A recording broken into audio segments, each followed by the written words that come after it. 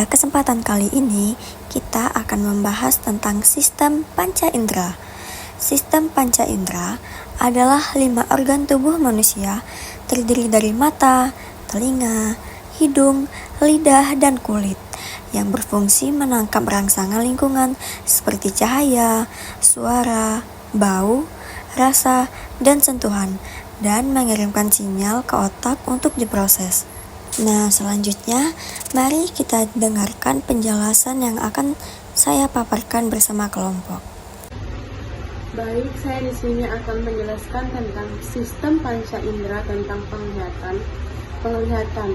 Kemampuan mata merangkap cahaya, terus oleh nejemahin jadi gambar yang kita lihat. Ini indera paling dominan. 80% info dari luar dunia masuk lewat mata. Bagian penting: 1. Kornea tanpa lensa, fokusin cahaya. 2. Pupil iris, mengatur cahaya masuk. Pupil sama dengan lubang hitam, iris sama dengan bagian berwarna. 3. Retina, layar berlubang mata, isinya sel batang buat lihat gelap dan sel kerucut buat lihat terang. 4. Serat optik, kirim sinyal ke otak. Baik, kita lanjut ke video selanjutnya agar lebih paham lagi.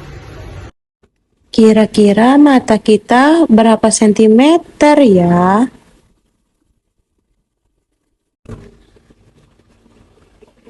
Mata kita berdiameter 2 cm dan terletak dalam rongga tengkorak. Kalau alis, kelopak mata, dan bulu mata itu fungsinya buat apa sih? Itu semua berfungsi sebagai pelindung mata kita. Lalu, apa yang membuat mata kita bergerak? Yang membantu mata kita bergerak adalah kelenjar air mata, dan air mata sebagai pelumas juga otot mata. Mari kita pelajari tentang kornea, iris, pupil, lensa, dan ada yang namanya badan bening, retina, dan saraf mata. Kalau kornea atau selaput bening berfungsi untuk meneruskan cahaya yang masuk ke dalam mata. Sifatnya bening dan tidak mempunyai pembuluh darah. Dan kalau iris atau selaput pelangi berfungsi selembar otot di belakang kornea, kaya akan pembuluh darah dan berfungsi memberi warna pada mata. Iris dan pupil bekerjasama mengatur banyaknya cahaya yang masuk pada saat terang. Otot iris mengerut, pupil mengecil pada saat redup, otot iris relaks, pupil melebar. Dan kita lanjut ke yang selanjutnya adalah, berarti pupil adalah celah bundar di tengah-tengah iris. Kalau lensa itu berada di belakang pupil dan iris, memfokuskan dan meneruskan cahaya agar tepat. Retina memiliki daya akomodasi, mampu mencembung dan memipi, memfokuskan jatuhnya cahaya. Sedangkan badan bening berada di belakang lensa, meneruskan cahaya. Retina, selaput jala, terletak di bagian penting belakang, fungsinya sebagai layar untuk menangkap gambar yang dibawa oleh cahaya.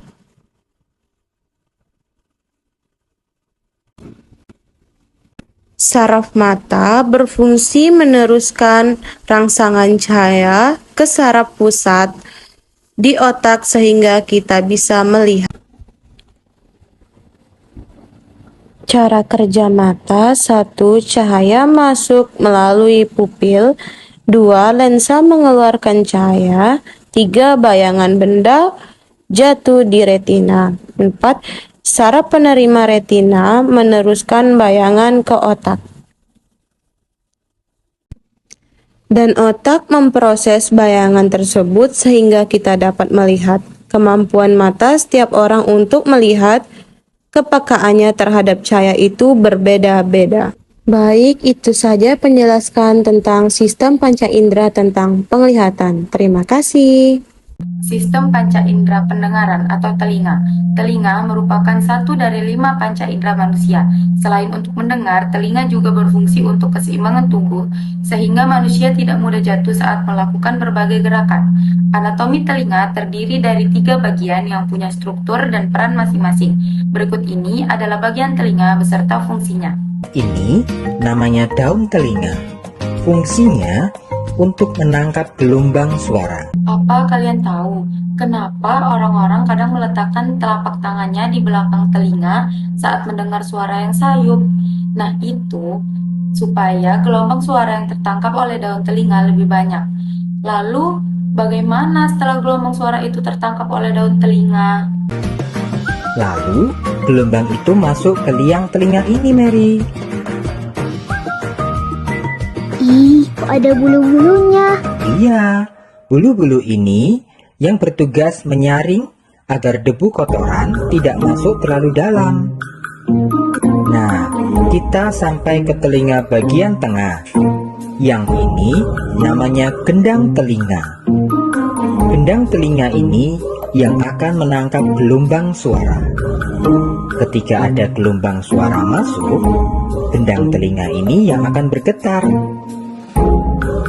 Bentuknya tipis ya Tara, kayak selaput gitu. Betul sekali, hati-hati, ini mudah pecah loh Mer. Jadi, jangan sampai terkena benda asing. Hati-hati ya saat kamu membersihkan telinga. Lalu yang ketiga, telinga bagian dalam. Di telinga bagian dalam terdapat koklea, yaitu organ yang memiliki saraf pendengaran. Di sekitar koklea terdapat sel rambut halus yang penting dalam mengubah gelombang suara. 1. Indera penciuman atau olfaktori. Pengertiannya, indera penciuman adalah kemampuan untuk mendeteksi bau yang dilakukan oleh hidung. Organ utama seperti hidung, khususnya bagian epitel olfaktori di rongga hidung. Proses penciuman.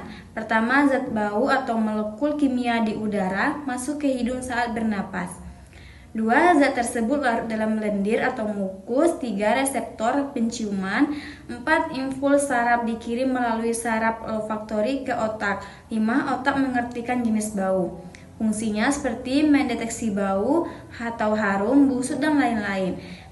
Membantu indera pengecap, rasa makanan, memberi peringatan bahaya atau misalnya asap gas. Gangguannya seperti anosmia, tidak bisa mencium bau, hiposmia, kemampuan mencium menurun. 2. Indera praba adalah kemampuan merasakan sentuhan, tekanan, suhu, dan nyeri melalui kulit. Organ utamanya seperti kulit, terutama lapisan dermis, reseptor pada kulit, korpus Meissner, sentuhan halus, korpus Pacini atau tekanan kuat atau getaran. Ujung saraf bebas, rasa nyeri, korpus Ruffini atau panas, korpus Krause atau dingin. Proses praba seperti rangsangan, sentuhan, suhu atau nyeri mengenai kulit. Reseptor menangkap rangsangan, impuls dikirim melalui saraf sensorik. 4. Sampai ke otak, korteks somatosensorik. Otak mengartikan sensasi tersebut, fungsinya seperti melindungi tubuh dari bahaya atau panas tajam, membantu mengenai lingkungan sekitar, mengatur suhu tubuh. Gangguannya seperti mati rasa atau valve, hipersensitif atau terlalu peka, neuropati atau kerusakan saraf. Jadi kesimpulannya adalah indera penciuman bekerja dengan mendeteksi zat kimia di udara, sedangkan indera praba bekerja dengan merespon rangsangan fisik seperti sentuhan, suhu, dan nyeri. Keduanya penting untuk melindungi tubuh dan membantu kita berinteraksi dengan lingkungan. Oke teman-teman, selanjutnya kita masuk ke indera pengecap. Kira-kira indera pengecap melibatkan organ apa ya? Apa? Ya, benar sekali, tidak. Lidah berfungsi sebagai indera pengecap atau perasa. Nah, selain berfungsi sebagai dua itu tadi, lidah juga berfungsi untuk membantu kita saat kita berbicara, berkomunikasi, seperti yang saya lakukan pada saat ini. Dan juga berfungsi sebagai alat pembantu saat kita mengunyah dan menelan makanan. Lidah terdiri dari otot-otot tanpa tulang. Lidah juga dilapisi oleh jaringan berwarna merah muda yang dinamakan dengan mukosa. Pada lidah terdapat papila, yaitu bintik-bintik atau tonjolan kecil di permukaan lidah. Itu di situ terdapat sel reseptor. Nah, bisa kita lihat bagian-bagian lidah pada gambar berikut. Ada ujung lidah, tubuh lidah, celah lidah yaitu bagian yang ada di tengah lidah, kemudian ada papila yaitu bintik-bintik atau tonjolan kecil. Celah ujung lidah terletak di bagian agak dalam lidah, jendela buntu, amandel, langit-langit tenggorokan, amandel lidah atau biasa disebut dengan tonglis, dan katup pangkal tenggorokan yaitu bagian terujung atau terdalam dari lidah. Nah, pada papila lidah terdapat sel-sel reseptor yang fungsinya yaitu untuk mendeteksi rangsangan kimia yang terdapat dari makanan atau minuman. Nah, kemudian ada peta rasa lidah yang menyatakan bahwa ada beberapa bagian lidah yang hanya mampu mengecap satu rasa saja. Contohnya itu ada bagian ujung lidah pengecap rasa manis, kemudian rasa asin di bagian sisi tepi bawah lidah, kemudian di bagian tepi atas itu pengecap rasa asam, dan dalam lidah atau pangkal lidah itu sangat sensitif dengan rasa pahit. Oke, jadi sekian pembahasan dari saya dan kelompok. Saya akhiri, wassalamualaikum warahmatullahi wabarakatuh.